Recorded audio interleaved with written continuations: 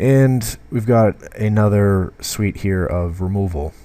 And I tried to be a little bit varied in the ability for some of these cards to attack different decks. And one of the cards I really like being able to try and squeeze into this deck was Beast Within. Now, had I not chosen to play Beast Within, I think I would have probably played Lightning Bolt in its place, which would have helped the mana base a little bit. It would have eliminated an entire color, going down to 4 colors. But I really wanted to try and play Beast Within. I think it's got a little bit of merit to it. You can blow up a land at instant speed if you need another dude on the battlefield. You can blow up an opposing Oath of Druids to provide them with a 3/3 green beast creature token, and go to battle with presumably any Forbidden Orchard tokens that they provide to you, as well as numerous other types of things. I think Beast Within is a pretty large potential in Classic, and had there been events over the last month since the release of New Phyrexia, we probably might have seen a little bit more of it. But I've got it in there simply because I just think it's got a lot of potential to do some real damage in this format. Got a couple Swords to Plowshares, and these are mostly for the fish matchups, to try and create a little bit of advantage in creature matchups. Now, you really don't want to be casting Swords to Plowshares on your opponent's Oath up creatures. Blightsteel Colossus, maybe. You could possibly deal with that. Obviously, he's Emrakul is immune to Swords to Plowshares, but this is mostly for fish matchups and, to an extent, shop matches. Getting rid of the threat like Lodestone Golem is pretty important, and it's just a pretty good catch-all card. Again, this is a card, anti-workshop card. Ancient Grudge. This is really just a great value. It's a 2-for-1, especially in this deck where you've got access to green mana to try and get things going your way. You can even use this in blue decks in the event that they can try and get Time Vault online, or even to try and disrupt some of their early artifact accelerations like Sol Ring or Mana Crypt or what have you. So it's just a really good value card at this point in the format, and I'd like to play 3, but I think I opted for a Revoke Existence. Now, this was in Patrick Chapin's list, and I was a little hesitant at first to consider something like this, but when you take a look at the metagame, while this is a sorcery speed spell, which is inherently slow, getting rid of Blightsteel Colossus or several of the artifacts that Shop has, it has some value to it. And of course, getting rid of an Oath of Druids is certainly relevant as well. But you're mostly going to be targeting shop decks with this, and in that sense, a sorcery speed spell is not necessarily too terrible. But this also works as well for a if you're on the play and your opponent drops down at turn 1 Oath of Druids and has their nut draw. If you're on the play, you've got a chance with a Revoke Existence, because you can get rid of their Oath of Druids before their trigger happens. So, and of course that requires them to waste 3 cards out of the hand, which diminishes the chances that they'll have a Force of Will. So I've got one in here. We'll see how that works out. I got a couple Geth's Verdict, and I chose this over Diabolic Edict because the black mana in this deck is 2 black mana is not too difficult. All of the dual lands, all of the lands have the ability in this deck to produce a black mana, except for the 2 Wastelands, Strip Mine, and 1 basic Plains. So double black mana is not too terrible to get, and when you're trying to race your opponent to 0 the one life does add up, and of course your opponent is probably going to be casting their own fetch lands. They may have taken a couple hits off of a mana crypt or something along those lines, or maybe even a force of will or a mental misstep or two. And believe it or not, that one life does sometimes become relevant. And I have to admit, Geth's Verdict is far cheaper than Diabolic Edict. So, in the interest of trying to provide coverage for low-cost alternatives, and you'll look at this deck. Besides the mana base, and even the mana base is relatively cheap. I mean, we're only playing with one Underground Sea, and you could probably do without that Underground Sea, and instead using something like maybe even just a basic island in the sideboard or something. But there are ways around having to play with the Underground Sea. But for the most part, this is a pretty inexpensive deck, and I did want to try and highlight that as well.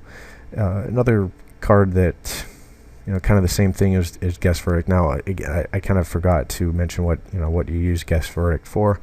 It's a tempo card against Oath. If Oath gets Oath of Druids online, and again, this is a creature-based strategy deck, your really only prayer is to try and buy a turn or two, and doing so with Geth's Verdict is about the only option you've got, besides using a Swords of Plowshares on Blightsteel Colossus. But this is really just to try and find some way to get rid of Emrakul to buy yourself a turn, and you're also hoping for a little bit of luck that you don't flip over Dragon's Breath. But at the same time, you can also use this to attack fish decks and shop decks as well. So it's got a little bit of flexibility to it, but that's pretty much what the card is there for. In a similar sense, Gatekeeper Malik here does the same thing, but provides you a creature to attach a Skull Clamp or something to as well. So he's got a little bit of reach beyond his beyond Geth's Verdict, but it does cost 3 black mana. And I've got a Singleton Mesmeric Fiend in the main deck here as kind of additional disruption, and certainly a pretty good Skull Clamp target as well. This is a card that Patrick Chapin had, and it might be better in Vintage than in Classic, but did want to try it out. It's 4 cents or 2 cents or whatever the card is, and certainly worth trying to see if it would be of any value. So that's the main deck. Again, you're trying to cast Stoneforge Mystic and get Batterskull on the field. Not too different than what the standard format is, and I think this has a chance, at least in Classic, to try and carve itself into the metagame. And we'll see how it happens in this tournament.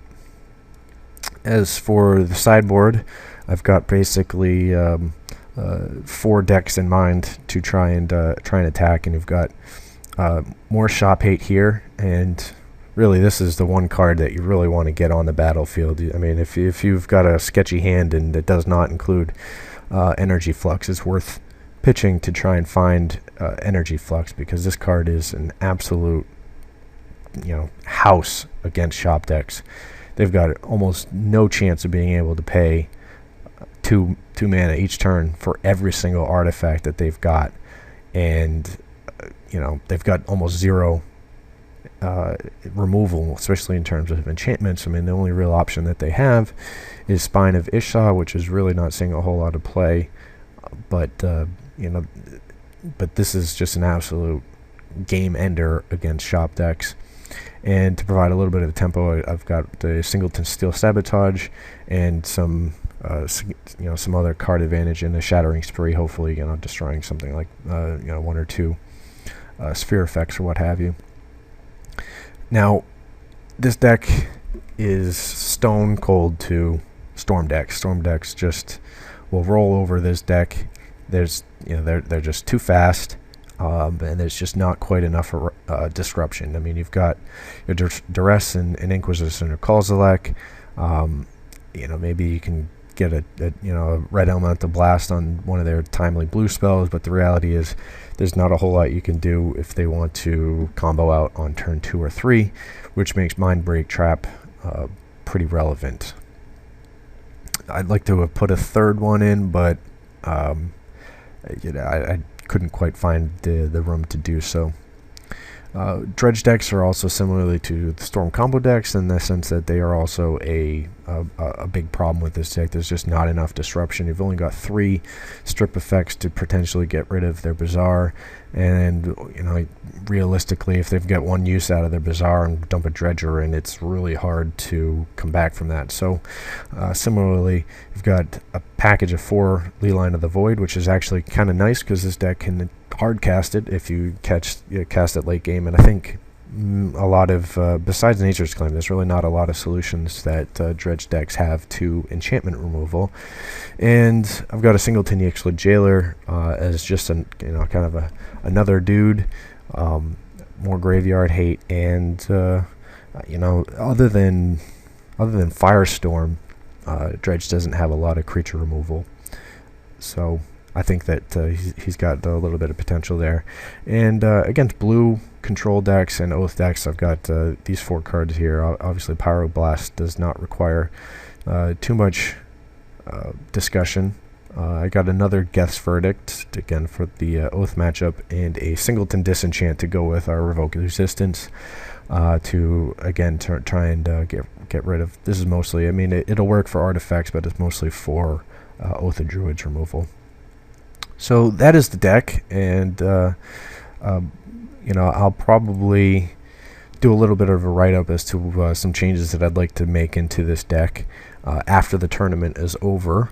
But I just wanted to try and give you guys something to consider that is fairly low cost. I don't know what the exact dollar value is for this specific deck, but you're really looking at City of Brass is hovering around $2. Naturally, Wasteland is fairly expensive, but if you're really tight on things, you can replace these with the Ghost Quarter and have a similar effect. Strip Mine is $3. I think about these days. Underground Sea is in the mid-20s, which certainly understandable if you don't want to, if you don't have access to that. But Badlands is about $10. Bloodstained Mire, I think this is about $4. You can find the promo versions for cheaper, I think. Marsh Flats is pretty cheap as well. It's about $3. It's readily available since it's in standard right now, and it will be rotating soon, so the price may drop even further. Scrubland is another $10 or $11 card.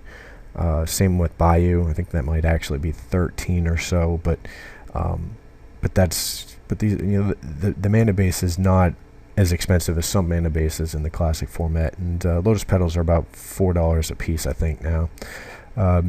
Dark Confidant is a little bit more expensive than he was a few months ago. He's hovering around $8 to $10, but he's got such value across Legacy and other classic decks that you get your playset of Bob, and you're good to go for a while. Demonic Tutor is about $4. I think Imperial Seal is also $4.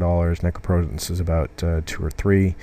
And then you get into a lot of these cards here, where Viashina Heretic is 10 cents. Batterskull is a little bit of expensive, but he's been dropping since the fact that Stoneforge Mystic and Jace have been banned in standard. He's not quite the house that he is without Stoneforge Mystic dropping him into play for free, or at least to avoid counter spells. Stoneforge Mystic is about $4 now. I think you can find him on the boards. Skull Clamp is less than $1, maybe $1. I think it's topped out at that. Red Elemental Blast is about 25 cents. Mental Misstep is between about 75 cents or so. Inquisition of Kozilek is also about another 75 cents. Duress, you can get the M11 version of Duress for 4 cents. Beast Within is about between 75 cents to $1. Source to Plowshares is about $0.25. Ancient Grudge is 5 cents. Revoke Resistance 2 cents. Geth's Verdict 4 cents. Gatekeeper Malik here about 10 cents. Mesmeric Fiend about 4 cents. And in the sideboard, all these cards are all relatively inexpensive, except for Mindbreak Trap, which is about $2 or $3. So yeah, I mean, all those cards do add up, but for some of these standard players, it may want to try and find a way to use your Stoneforge Mystics and have Batterskull and a few other of these cards that are, basically standard legal right now, with just a little bit more money, you can make yourself a Stoneforge Mystic Classic deck. Again, I can't speak right now as to how well it sits in the metagame, but I really think this is certainly viable, and hope you enjoy the matches. Thanks.